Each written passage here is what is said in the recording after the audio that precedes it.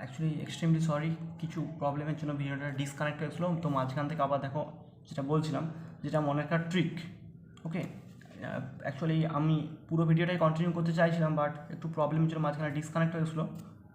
তো দেখো প্রিভিয়াস ভিডিওটা দেখে এটাই আসবে, নাহলে একটু প্রবলেম হয়ে যাবে, নাহলে হঠাৎ করে কী শুরু করছি বুঝতে পারবে না। প্রিভিয়াস ভিডিওটা শুরু করা দেখার পর এখানটা আসবে।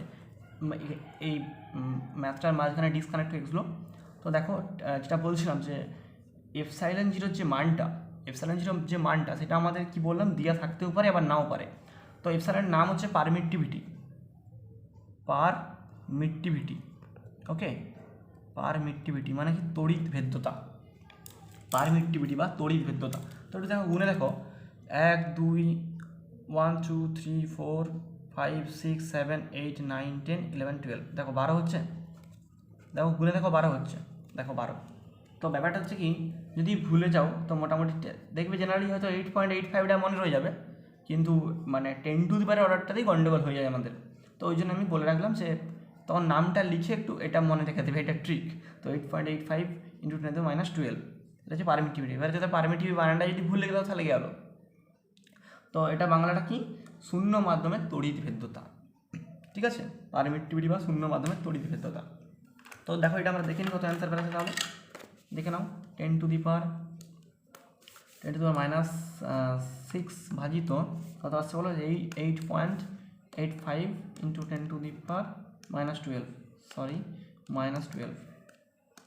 তো চলে আসছে আমাদের দেখো 1.1 10 টু দি পাওয়ার 3 আছে, অ্যান্সার মিলে গেছে। দেখো 112.99 10 টু দি পাওয়ার 3, তাহলে দুটা দশমিক যদি আগে নিয়ে আসি তাহলে 1 পয়েন্ট কত হয়ে যাবে 13 ইন্টু 10 to the 5। দেখো অপশান মিলেছে, ঠিক আছে, অপশান এ মিলে গেছে। তো লিখে দাও যেটা খুশি মন চাইছে, এটা অথবা একটু সরিয়ে 1.13 ইন্টু 10 টু দি পাওয়ার 5। ইউনিটটা একটু করতে পারলে তো খুব ভালো হয়, ইউনিটটা মনে রাখবে সুবিধা হবে, newton metre square coulomb inverse. Okay, তো এটা আমাদের 3টে অঙ্ক, সরি 4টে অঙ্ক আমাদের কাভার হলো। দেখো এখানে থিওরিটাও কিছু কিছু বলা হচ্ছে, হালকা রিভিশন হয়ে যাচ্ছে। তো তারপরে দেখো আমরা 12 কোশ্চেনটা চলে আসছি। 12 কোশ্চেনটা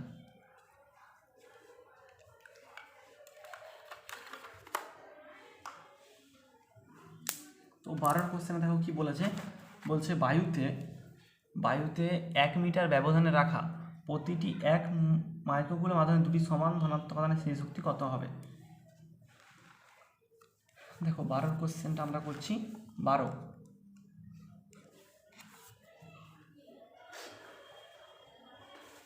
বলছে বায়ুতে 1 মিটার দূরত্বে রাখ স্থিতি শক্তি, দেখো স্থিতি শক্তির ফর্মুলা তোমাদের জানা আছে, বলো ইউ ইকুয়ালস টু, তোমরা জানো 1/4πε0 ইন্টু Q1 Q2 বাই আর, এটা ছিল আমাদের ফর্মুলা। এবার দেখো 1/4πε0 মানে কি 9 into 10 to the power 9, okay, into Q1 Q2।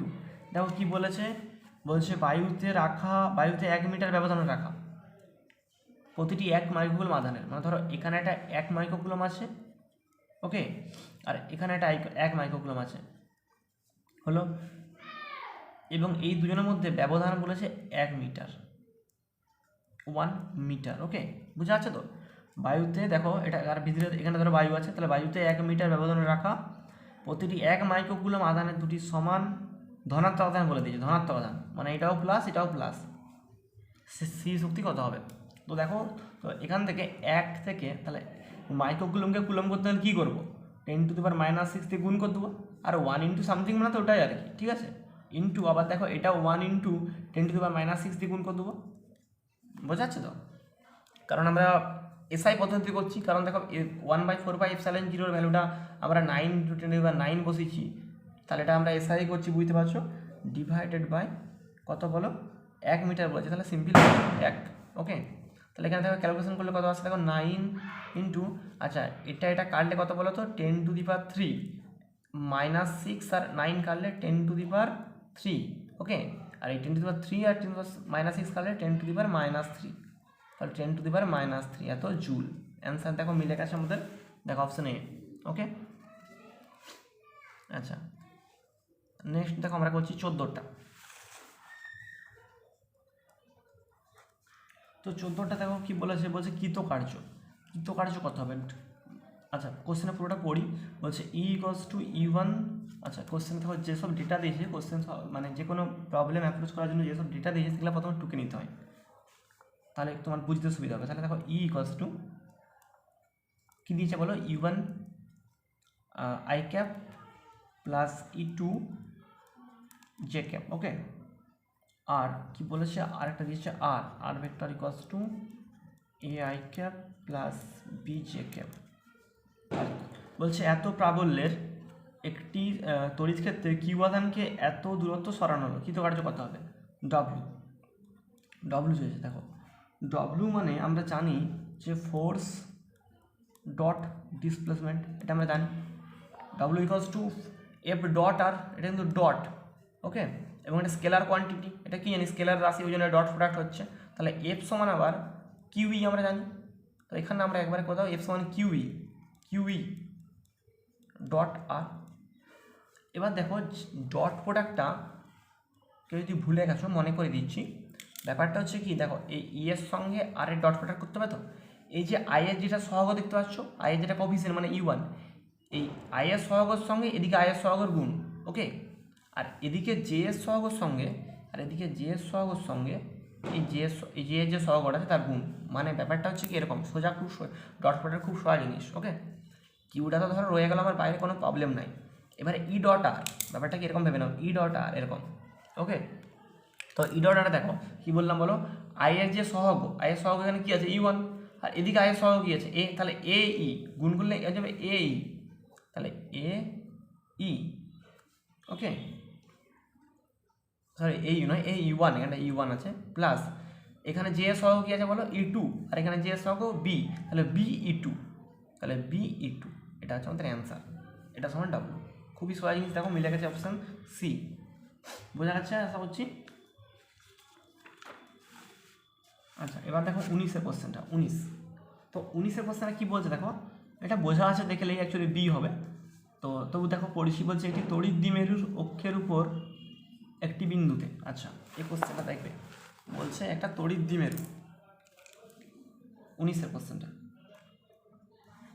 আচ্ছা আমাদের পরপর লাইন টেনে দিই, তাহলে নাহলে বুঝতে অসুবিধা হবে হয়তো। এটা একটা কোশ্চেন ছিল। আচ্ছা আর একটা কোশ্চেন আমাদের হয়ে গেল।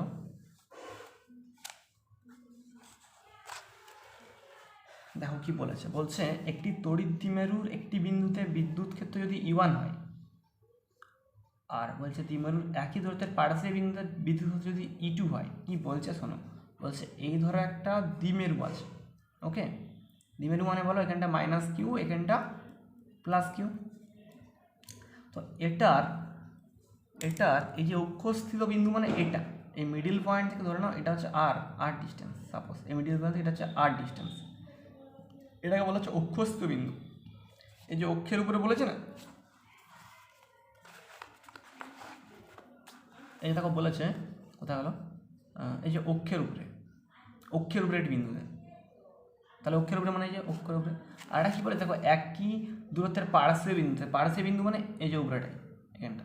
তাহলে এই যে আর একই দূরত্বে বলছে, এখানটাতে বলছে তড়িৎ ক্ষেত্র যদি E1 হয়, আর এখানটাতে তড়িৎ ক্ষেত্র যদি E2 হয়, তাহলে E1 আর E2 রিলেশন। দেখো এগুলো পড়ে এসেছিলে, বড় বড় ডেরিভেশন ছিল, মনে পড়ছে। E1 = কী ছিল, 1/4πε0 ইন্টু 2p/r³, তাই তো। আর E2 সমান কত পড়েছিলে, E2 সমান পড়েছিল দেখো 1/4πε0 ইন্টু p/r³। দেখো E2-র সঙ্গে একটা দেখো 2 গুণ করলেই এই জিনিসটা চলে আসছে না, মানে E2-র সঙ্গে E1টা কার সঙ্গে সমান হচ্ছে, যদি E2-র সঙ্গে একটা 2 দিয়ে গুণ করছি তবেই তো এই যে পুরাটাই সিমিলার এক্সপ্রেশন।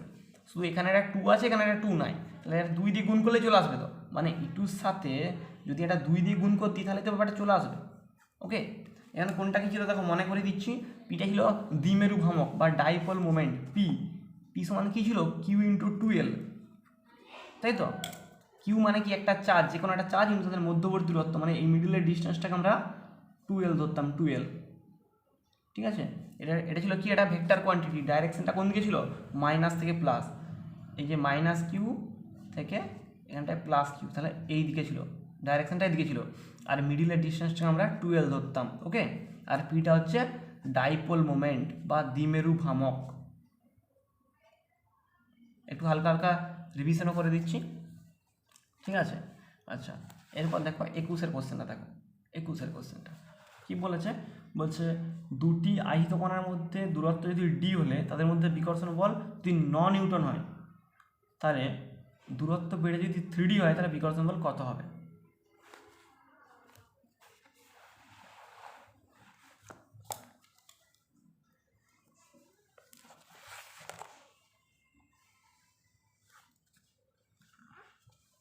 তো 21-এর কোশ্চেন দেখো, প্রথমে কি বলেছে? বলছে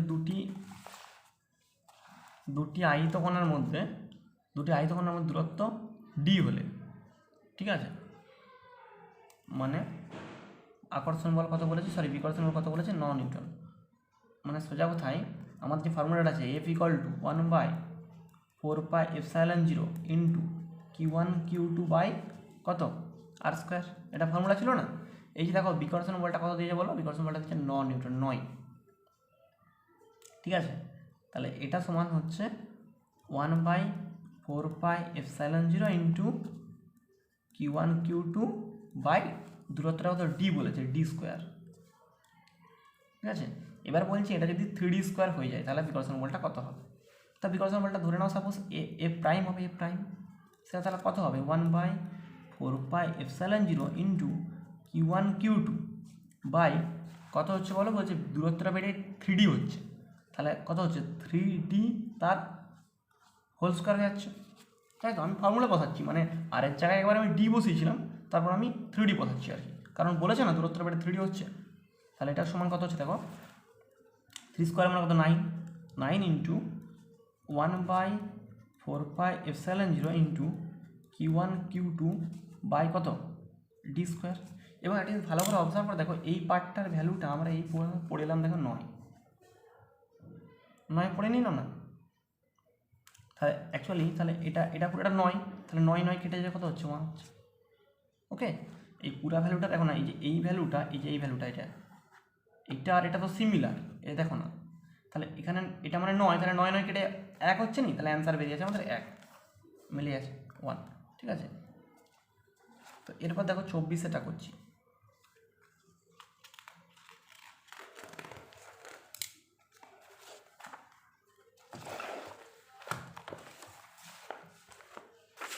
তো 24-এর কোশ্চেনটা দেখে নাও। 24 কি বলছে? বলছে এটি ঘনকাকার বদ্ধতলের প্রতিবাহু দৈর্ঘ্য হচ্ছে L। আচ্ছা, তাহলে একটা ঘনক আমি এঁকে নিই। আমরা করছি 24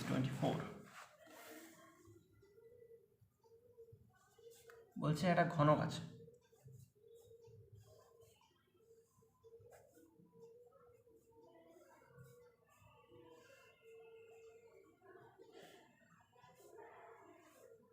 ওকে। তো ঘনকাকার এর বলেছে প্রতিটি বাহুর দৈর্ঘ্য বলেছে L, মানে এটা হচ্ছে L, সবগুলোই L আর ঘনক। তো তাহলে বলছে যদি কিউ আধান ঘনকটির কোনো একটি শীর্ষবিন্দুতে অবস্থান করে, দেখবে আমরা, বলছে ঘনকাকার বদ্ধতলের প্রতিটি বাহুর দৈর্ঘ্য হচ্ছে L, যদি কিউ আধান ঘনকটির কোনো একটি শীর্ষবিন্দুতে অবস্থান করে, তাহলে ঘনকটির প্রতিটি তলের মধ্য দিয়ে অতিক্রান্ত তড়িৎ ফ্লাক্স কত হবে?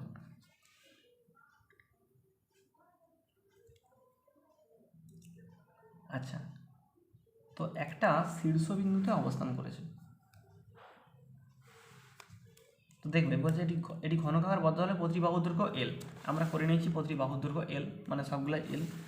যদি কিউ আধান ঘনকটির যে কোনো একটি শীর্ষবিন্দুতে অবস্থান করে, মানে এখানটাতে আছে কেন, এখানটাতে শীর্ষবিন্দু, এখানটায়, ঠিক আছে, শীর্ষবিন্দু অবস্থান করে, তাহলে ঘনকটির প্রতিটি তলের মধ্য দিয়ে অতিক্রান্ত তড়িৎ ফ্লাক্স কত হবে?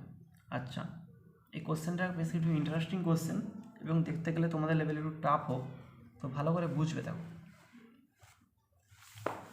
অ্যাকচুয়ালি এটা কি আদৌ, মানে কি বোঝাবো, এই যে চার্জটা, এই চার্জটাকে, এই যে ঘনকটা যেটা আছে, এই ঘনকটা আদৌ কি চার্জটাকে আবদ্ধ করছে? আবদ্ধ কিন্তু করছে না।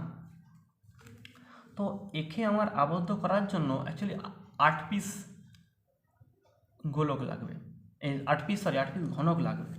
এটাকে বোঝানো যেতে পারে এরকমভাবে,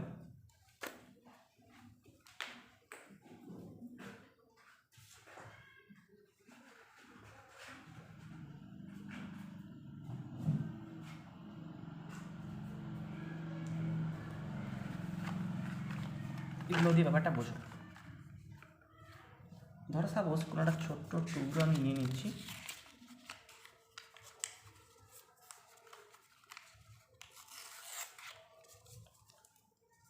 ধরে নাও এটা হচ্ছে আমার চার্জ। ওকে, কী বললাম, ধরে নাও এটা হচ্ছে আমার চার্জ, এটা একটা কাগজের টুকরো নিলাম আর কি। তো ধরে নাও এটা হচ্ছে আমার চার্জ। তো এটা ভেবে নাও 1 সেকেন্ডের জন্য যে এটা হচ্ছে ঘনক, এটা হচ্ছে ঘনক ভেবে নাও, ঘনক। তো দেখো ঘনকের কোথায় বলেছে, এটা শীর্ষবিন্দুতে আছে, মানে এরকম ঘটনাটাই আছে, এরকম জায়গাটাতে আছে। ওকে, এরকম একটা জায়গাতে আমার আধানটা আছে। তো এই যে আধানটা যেটা আছে, এই আধানটা কি আদৌ এই মানে এই ঘনকটা কি আদৌ এই আধানটাকে আবদ্ধ করতে পেরেছে? আবদ্ধ করতে পারেনি। তো আমরা আগেই বলেছি যে আবদ্ধ করতে না পারলে আমাদের কিন্তু গাউসের সূত্রটা ভ্যালিড হবে না। কারণ আমরা এই যে করে এলাম, এই যে দেখো পড়ে এসেছিলাম, এই যে বলছিলাম না, বদ্ধতল দ্বারা পরিবেষ্টিত আধান হতে হবে। বদ্ধতল দ্বারা যদি পরিবেষ্টিত না হয় তাহলে কিন্তু গাউস সূত্রটা ভ্যালিড হবে না। তাহলে একটা জিনিস একটু অবজার্ভ করে দেখো, তাহলে এই যে এটাকে আবদ্ধ করার জন্য ধরো এখানটাতে আছে সাপোজ, তাহলে আবদ্ধ করার জন্য দেখো সাইডে দেখো আরেকটা লাগছে, এখানে আরেকটা লাগছে সাইডে, তবু দেখো আবদ্ধ হয়েছে কি হয়নি। ধরো এখানটাতে আবার একটা লাগছে, এখনও দেখো আবদ্ধ হয়নি, জাস্ট পড়ে যাচ্ছে, ভালো করে দেখাতে পারছি না, ওয়েট।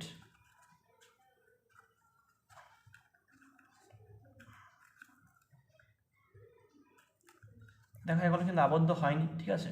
তো দেখো আরেকটা নিয়ে আসছি, এখনও কিন্তু আবদ্ধ হয়নি। দেখো 4টা নিয়ে চলে এসেছি, এখনও কিন্তু আবদ্ধ হয়নি, মানে এর উপরে আরও 4টা বসাতে হবে, তবে দেখো আবদ্ধ হবে। কারণ এটার ধরো এটা ঘনক সাপোজ, এটার কর্ণটাতে এটা ছিল, তাহলে এ সাইডে একটা নিয়ে এলাম, এদিকে একটা নিয়ে এলাম, এদিকে একটা নিয়ে এলাম, 4টা নিয়ে চলে এসেছি, মানে নিচটা হচ্ছে আবদ্ধ হয়ে গেল কিন্তু উপরটা এখন আবদ্ধ হয়নি। তাহলে এর উপরে আবার 4টা বসাতে হবে, তাহলে এর উপরে আরও 4টা বসালে তা টোটাল অ্যাকচুয়ালি কটা আছে 8টা। তাহলে 8টা দিলেই হচ্ছে এনক্লোজ হচ্ছে, এক্সপেক্টেড বোঝা যাচ্ছে দেখো। তাহলে 8টা ঘনক দিলে এ হচ্ছে বদ্ধ হচ্ছে। ওকে, তাহলে দেখবে, তাহলে এটা হচ্ছে আমরা মানে কি বোঝাবো, এর সাইডে ধরো এরকমভাবে একটা দিতে হবে, মানে ছবিটা আমি আঁকতে পারছি না, জাস্ট ছবিটা আঁকা যেতে পারে কিন্তু প্রবলেম হবে আর কি। ছবিটা যদি ভালো করে আঁকি মানে একটু ডিস্টর্টেড ফিগার হয়ে যাবে এবং বোঝাও যাবে না।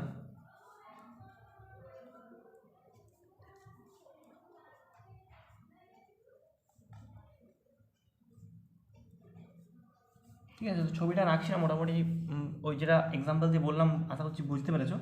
তো যদি ছবিটা আঁকতে চাও আঁকতে পারো, কিন্তু দেখো আমি দেখাচ্ছি তাহলে কিন্তু ডিস্টার্ব হয়ে যাবে।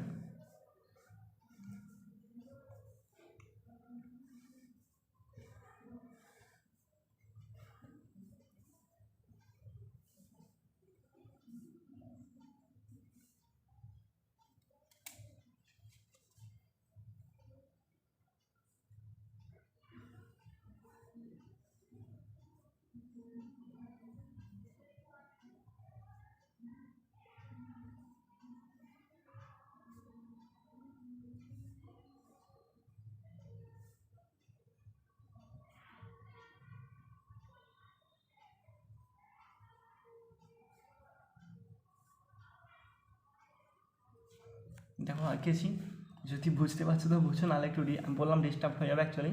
মানে এটা অ্যাকচুয়ালি আমি 8টা এঁকে দিয়েছি, তো একটা দেখো দেখাচ্ছি তাহলে আর একটু ক্লিয়ার হবে। এই যে এটা দেখো, এটা একটা,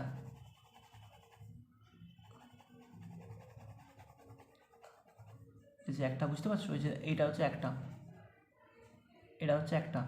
নেক্সট দেখো আরেকটা যদি ছবিতে আঁকি, তাহলে এই যে এটা হচ্ছে 2টা।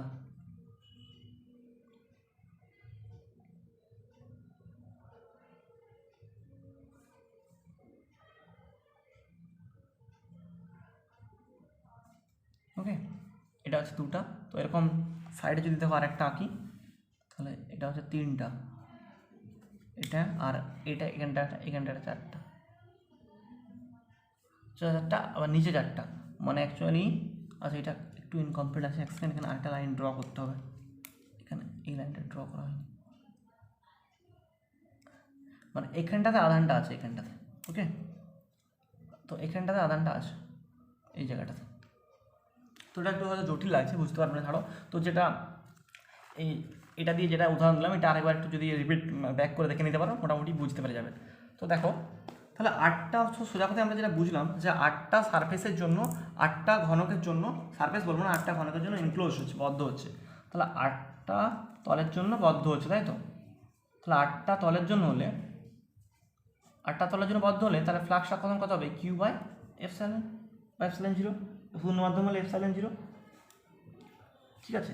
তাহলে এটা 8টা ঘনকের জন্য, ভালো করে বুঝবে কিন্তু, 8টা ঘনকের জন্য, মানে যেটা বলছিলাম যে এখানে আছে যেটা,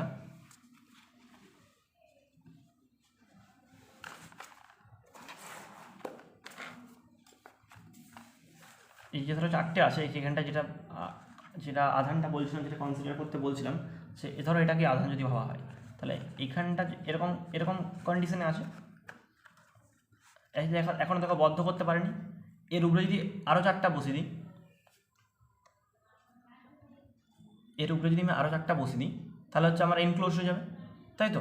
তাহলে 8টার জন্য এনক্লোজড হচ্ছে, তাহলে ওটাই করেছি, 8টার জন্য কিউ বাই এপসাইলন জিরো, ওকে, 8টার জন্য কিউ বাই এপসাইলন জিরো, তাহলে একটার জন্য কত হবে, মানে 8টা ঘনকের জন্য কিন্তু, ওকে, তাহলে একটার জন্য কত হবে, কিউ বাই 8 এপসাইলন জিরো, এটা হলো একটা ঘনকের জন্য, ভালো করে বুঝবে কিন্তু, এটা হচ্ছে একটা ঘনকের জন্য।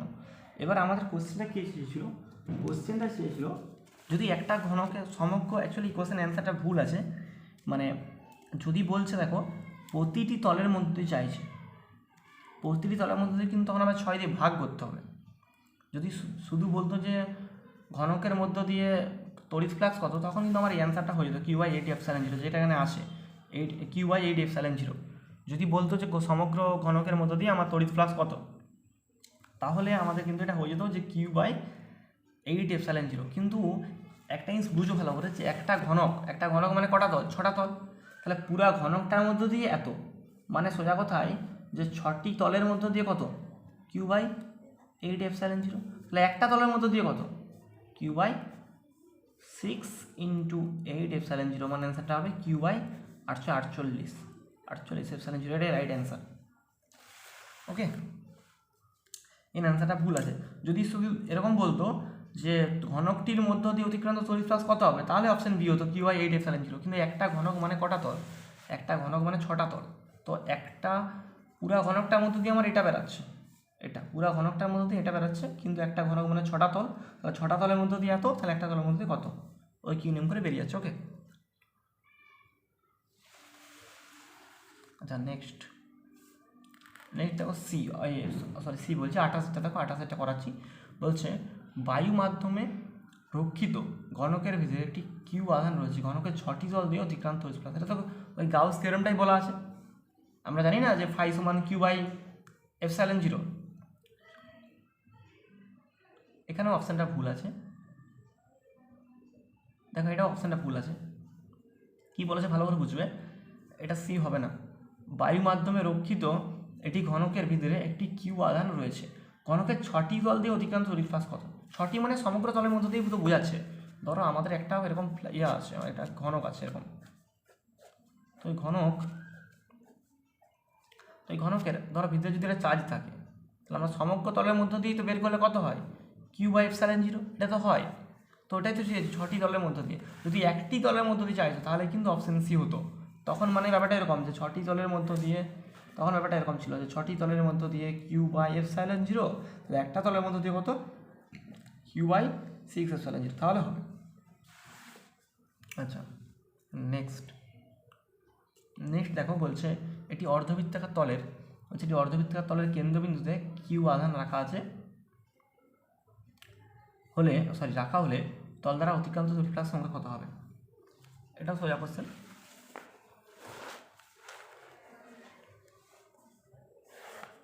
কতটা করছি আমরা 31।